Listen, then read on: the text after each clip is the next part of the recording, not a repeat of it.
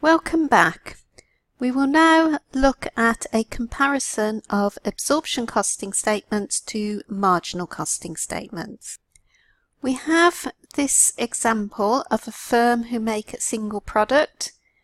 The direct material costs £1.50 per kilo, direct labour £1 a kilo, production overheads £3 per kilo, selling price £9 per kilo. In addition, administrative overheads are £25,000 and 1/3 of the production overheads are fixed. So if we look firstly at the production overheads, they are £3 per kilo. So 1/3 of that, so £1, is fixed, which means the remaining £2 is variable.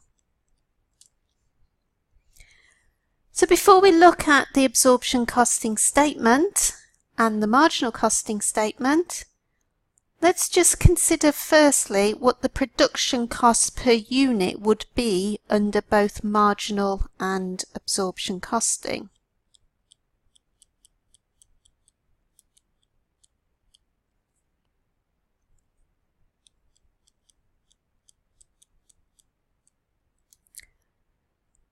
So the production cost will include the direct material cost, which is £1.50, the direct labour £1, and with absorption costing we want to include all of the production overheads. So that gives us a production cost of £5.50. With marginal costing, marginal costing means we only include the marginal or the variable costs. So that will be the direct material of £1.50. the direct labour of £1, and just the variable production overheads, which we've identified as being £2. So that gives a valuation per unit of £4.50. So you can see two different production costs depending upon whether we use absorption or marginal costing. So now let's look at the statements. You should now be familiar with the preparation of these statements, so I'm just going to talk through the figures that are within it. So it's 30,000 kilos, selling price of £9. So the sales revenue, 30,000 times 9 gives £270,000. We have zero opening stock. The production cost, because we're looking at absorption costing, 30,000 kilos, and we have a production figure of £550. So 30,000 times £550. Opening stock plus the production overheads, plus the production costs minus the closing stock gives the cost of sales. Sales minus cost of sales gives the gross profit figure, and we have not yet considered the administration overheads, so we need to deduct those, £25,000, and we have a profit of £80,000. Now if we look at marginal costing, the sales still the same, the production cost 30,000 kilos, but under marginal costing we had worked out a production cost of £4.50 a kilo. So that's 30,000 times £4.50. So opening stock plus the production cost minus the closing stock, we have a cost of sales figure of £135,000. Sales minus the cost of sales gives contribution. We then need to deduct the fixed costs. Now with marginal costing, at this point we have not considered any of the fixed costs.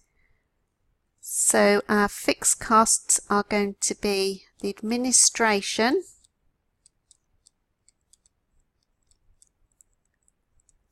£25,000, but also the fixed production overheads. And we know that £1 per kilo is fixed. So for 30,000 kilos, £30,000 worth of fixed production overheads. So total fixed costs, £55,000. So £55,000, it's in the marginal costing statement. Fixed costs are deducted from the contribution, and we have a profit figure of £80,000. So both statements have given us the same profit figure of £80,000. It is just the presentation of the statements that is different. However, I'm now going to look at a second example where we have a closing stock.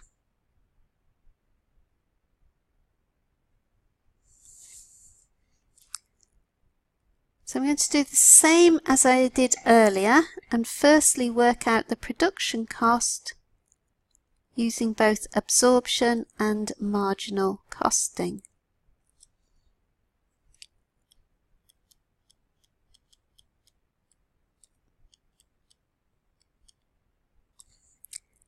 So direct material is £5, direct labour £3, variable overheads £2, fixed overheads £1. So we have a production cost of £11 a unit under absorption costing. If we're using marginal costing, we will still have the £5 for the material, the £3 for the labour, the £2 for the variable overheads, but we will not include the fixed overheads. So production cost £10. So keeping those figures in mind, let's look at our two statements. So firstly, absorption costing. Now what we're told here is that 11,000 units were produced and 9,000 sold. Selling price is £15. So our sales revenue, 9,000 times £15, 135,000. There is no opening stock. Our production, we produced 11,000 units, and we know that it is £11 a unit. So we have the production cost.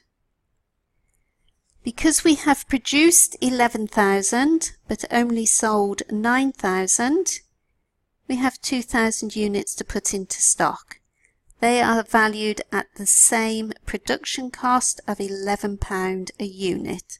So 2,000 times £11, we have £22,000 of closing stock. So the cost of sales, opening stock, plus production of 121,000 minus 22,000, we have £99,000 cost of sales. Sales minus cost of sales, we have 36,000. Now we're doing absorption costing, so we need to consider the under or over absorption.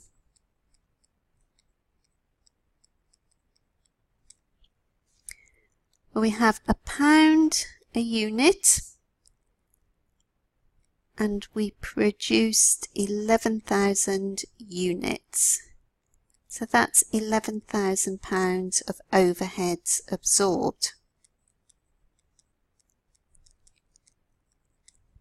We were told actual overheads 10,500.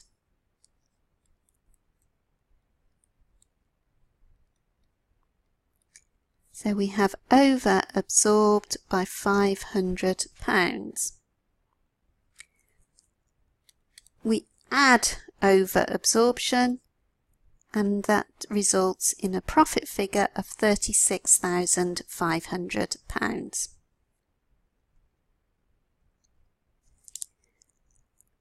So, will we have the same profit figure using marginal costing? Well, we start off the same. The sales revenue, £135,000. Production is now at £10 per unit.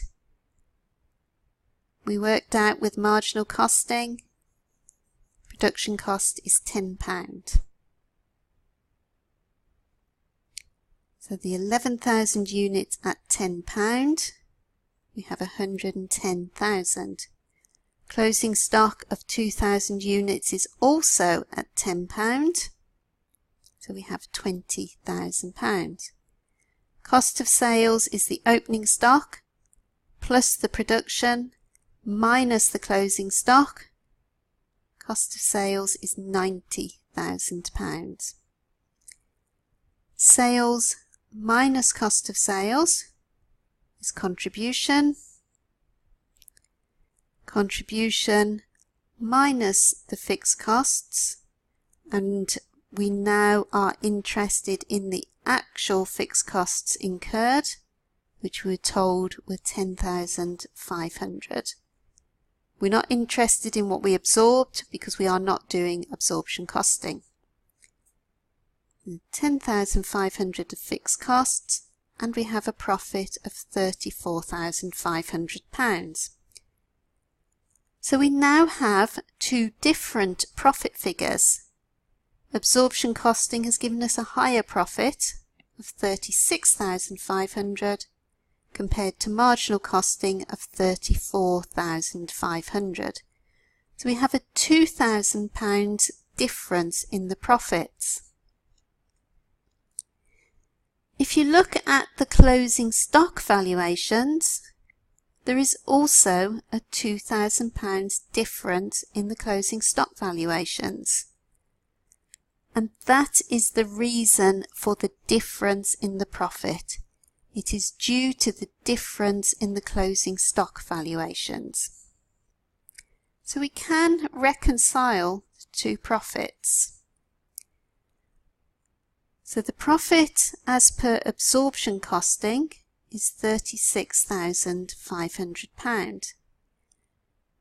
Deduct the difference in the stock valuations. There's a £2,000 difference, and you have the profit per marginal costing.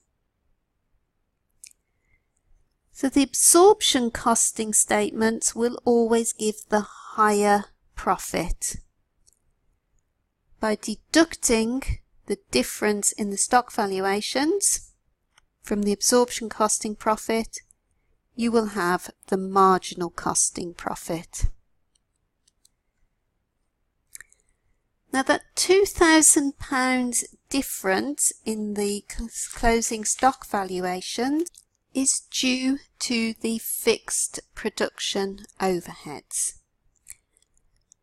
Within absorption costing, the closing stock valuation of £22,000 includes £2,000 of fixed production overheads. With the marginal costing valuation, the closing stock value of £20,000 does not include any of the fixed overheads. So the difference between the two valuations is due to the fixed overhead, which is included in the closing stock valuation for absorption costing. So that brings us to the end of this recording.